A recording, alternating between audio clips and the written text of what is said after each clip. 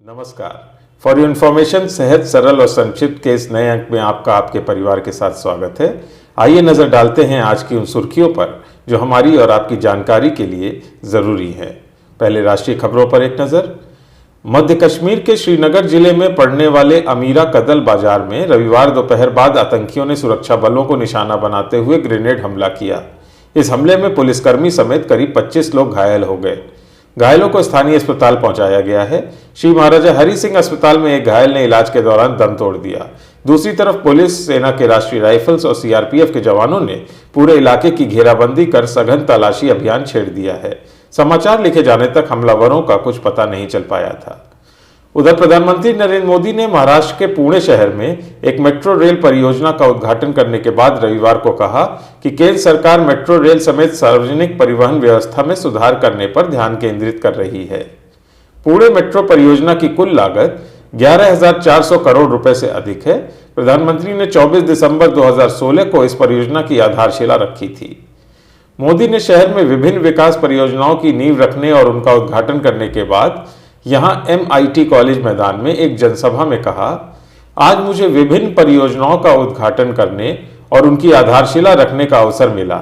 यह मेरा सौभाग्य है कि मुझे पुणे मेट्रो की आधारशिला रखने का अवसर मिला था और आज आपने इस परियोजना के उद्घाटन के लिए भी मुझे आमंत्रित किया है। प्रधानमंत्री ने कहा, इससे पहले पूर्ववर्ती सरकारों में परियोजना की आधारशिला तो रखी जाती थी, लेकिन यह पता नहीं चलता था कि उस परियोजना का उद्घाटन कब हुआ। चुनाव।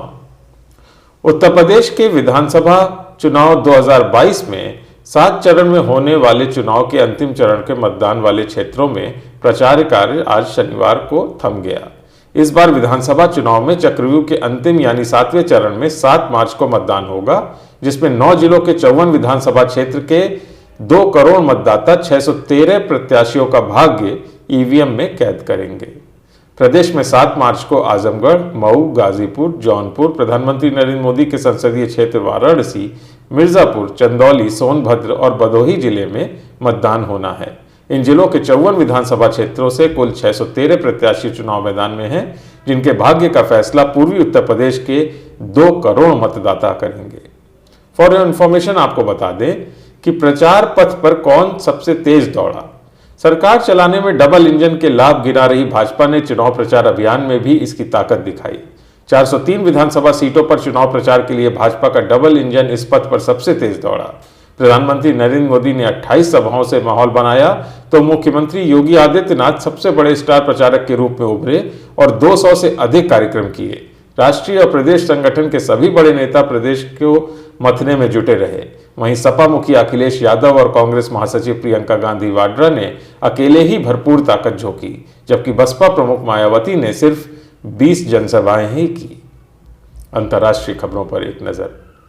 यूक्रेन के राष्ट्रपति व्लादिमीर जेलेंस्की ने विदेशी देशों से यूक्रेन के ऊपर नो फ्लाई जोन लागू करने के अपने आह्वान पर एक बार फिर जोर दिया है। जेलेंस्की ने रविवार को एक वीडियो संबोधन में कहा कि दुनिया हमारे आसमान को बंद करने के लिए काफी मजबूत है। नो फ्लाई जोन करने से सीधे विदेशी सेनाओं को शामिल करके संघर्ष को बढ़ाने का जोखिम होगा। अमेरिका और कई पश्चिम देशों ने हथियारों के साथ यूक्रेन का समर्थन किया है। इन देशों ने यूक्रेन में कोई सैनिक नहीं भेजे हैं। बता दें कि पिछले दिनों नाटो देशों ने यूक्रेन में नो फ्लाई जोन को नियंत्रित करने से इनकार कर दिया है, जो सभी अनधिकृत विमानों को यूक्रेन के ऊपर उड़ान भरने से रोक देगा। रूस के राष्ट्रपति व्लादिमीर पुतिन ने शनिवार को कहा कि मॉस्को यूक्रेन पर किसी भी तीसरे पक्ष द्वारा नो फ्लाई जोन की घोषणा को सशस्त्र संघर्ष में भागीदारी के रूप में माना जाएगा। खेल। अनुभवी ऑफ स्पिनर रविचंद्रन अश्विन भारत के लिए टेस्ट क्रिकेट में सर्वाधिक विकेट लेने वाले दूसरे गेंदबाज बन गए, जिन्होंने 434 विकेट लेने वाले कपिल देव को पीछे छोड़ दिया है। 35 वर्ष के अश्विन ने श्रीलंका के खिलाफ पहले टेस्ट में यह उपलब्धि हासिल की। उन्होंने इस मैच में पहले 430 विकेट लिए थे और श्रीलंका की पहली पारी में 2 तथा दूसरी पारी के 3 और विकेट चटकाए। कपिल देव ने 131 मैच में यह उपलब्धि हासिल की थी। भारत के महान लेग स्पिनर अनिल कुंबले 132 मैचों में 619 विकेट ले चुके हैं। Good to know. आज गुड टू नो में जानेंगे देश की पहली दृष्टिबाधित IAS अधिकारी प्रांजल पाटिल के बारे में। हाल ही में देश की पहली दृष्टिबाधित आईएएस अधिकारी के रूप में प्रांजल पाटिल ने तिरुवनंतपुरम के सब कलेक्ट्रेट की जिम्मेदारी संभाली। इसके साथ ही वह उन लोगों के लिए प्रेरणा का स्रोत बन गई जो किस्मत को दोष देने की बजाय अपनी जिंदगी बनाने में विश्वास रखते हैं। प्रांजल महाराष्ट्र के उल्हासनगर से हैं। वे महज 6 साल की थीं जब खेल खेल में उनके साथ पढ़ने वाले एक लड़के ने उनकी आंख में पेंसिल चुभा दी। इस हादसे ने हमेशा के लिए उनकी एक आंख खराब कर दी। कहने के लिए दूसरी आंख सुरक्षित थी, मगर जल्द ही उसकी रोशनी भी खत्म हो गई। इस मुश्किल समय में प्रांजल को अपने माता पिता का साथ मिला।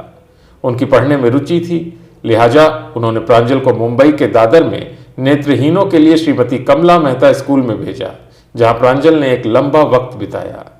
आगे वह मुंबई के सेंट जेवियर्स कॉलेज गई, जहां से उन्होंने ग्रेजुएशन किया। जानकारी के मुताबिक ग्रेजुएशन के दौरान ही प्रांजल ने आईएएस बनने का प्लान किया और इसकी तैयारियों में लग गई। पहले एमए फिर एमफिल करते के बाद उन्होंने खुद को पूरी तरह से यूपीएससी के लिए झोंक दिया। इस सफर में उन्होंने तकनीक को अपना साथी बनाया। उन्होंने कई ऐसे सॉफ्टवेयर्स की मदद ली जो खासतौर से नेत्रहीन लोगों के लिए बनाए गए हैं। साल 2016 में उन्होंने यूपीएससी की परीक्षा पास की, जिसमें उनकी 773वीं रैंक थी। इस तरह अपने लगातार प्रयासों और अटूट विश्वास से उन्होंने अपनी किस्मत खुद लिख डाली, साथ ही लोगों के लिए प्रेरणा का स्रोत भी बन गई। सलाम है ऐसे जज्बे को। आज के लिए बस इतना ही। अपना और अपनी परिवार की सेहत का बहुत ख्याल रखिएगा। शुभ रात्रि।